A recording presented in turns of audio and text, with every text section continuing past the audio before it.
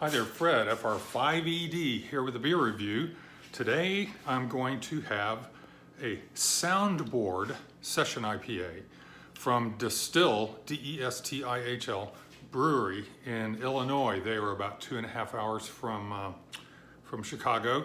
I picked these up Friday, just a few days ago, 2 days ago, when I was going to get one 6-pack of beer to take to a gathering that we had that night. I mentioned this in my last review, and tasted this and I thought, boy, this is quite nice.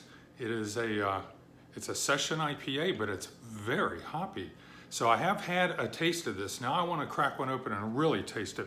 But first, let's talk about it, because talking about beer is every bit as good as drinking beer, said no one ever.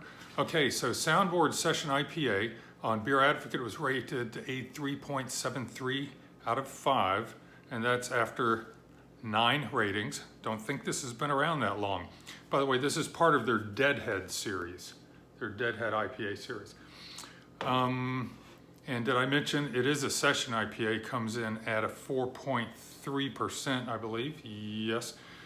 And let's see, on Untapped, this is where the big numbers are, 4,837 reviews, with 4,291 of them being unique reviews. It says it's 4.5% ABV. Comes in at a, where's the rating? Oh, 3.65 out of 5. So again, you know, about the same as it was from the other 9 reviews. That holds steady. And finally, on Rate Beer, after 14 whole ratings, came in at a 3.34 out of 5. So very consistent across the 3 sources. A little bit of a commercial description. It says, our Deadhead IPA series melds the strong vibe of music we love with the beer we love to drink, elevating both into a higher state of consciousness. Our Soundboard Session IPA is a melody, they did say melody, not medley, of Citra and Simcoe hops, ooh, I love them both, playing off light but balanced malt for a sublimely mixed beer that is sessionable and blissful music to all the senses. Cheers. All right, so let's open it. Let's look at it, smell it, taste it, and finish it. All right. I am using my trusty, wow, that is light, my trusty plastic IPA glass, since I'm out in the garage getting to roast coffee and I don't want to risk dropping a precious glass on the ground. I have never have I ever had an IPA that was this light yellow. I don't have my SRM scale here. This has got to be down around 2.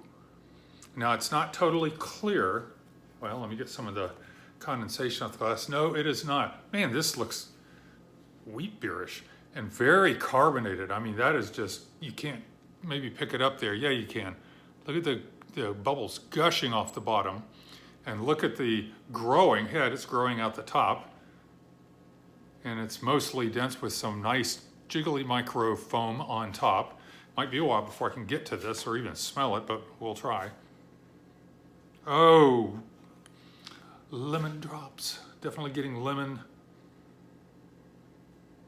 Almost in a tart sense, but I don't think it's tart, but hang on. I'm gonna go knock some of this foam off. I'll be right back. I am back. I blew on it and got rid of a little bit of the foam. Got a little of it on my nose.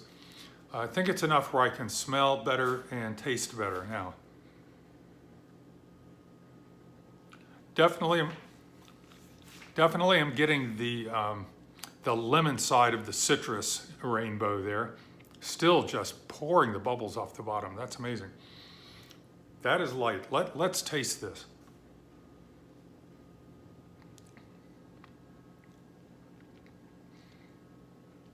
You know, when I think of session IPAs, I think less of everything, that they've used less malt, less hops, less everything. It's just a watered down version of an IPA. That's a very naive way to look at it. So I'm being a little tongue-in-cheek when I say that's how I think of it. But it's easy to think that, oh, if it's going to be sessionable, it's got to be lower alcohol, and they're just probably going to make it a smaller beer by using less of everything. They did not use less hops or fewer hops here. This is hoppy.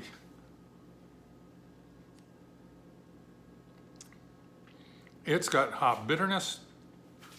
And what's interesting, I saw on here somewhere it said IBUs were 25. That's a lie.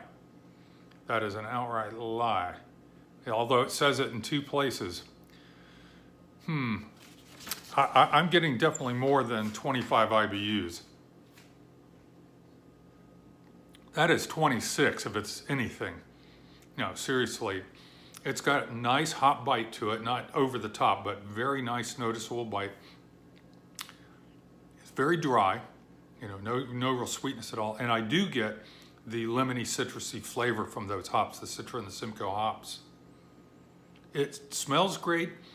It is very interesting looking, that very pale, yellowy yellow color, unusual for even a pale ale. So very, very light. I'd love to see what their malt bill was, but very hoppy and low on the ABV side, so very drinkable. So it's drinkable because it's lower ABV, and it's drinkable because it tastes good and smells good. So I'm impressed. It's probably the best session IPA that I've had. Not that I've had that many of the session IPAs, but this one is definitely one of them, and it's definitely one of the best that I've had. Now I'm talking in circles. So this is Soundboard Session IPA from Destihl Brewery in Illinois, Normal, Illinois, as opposed to Abnormal, Illinois. And this is Fred, FR5ED, over and out.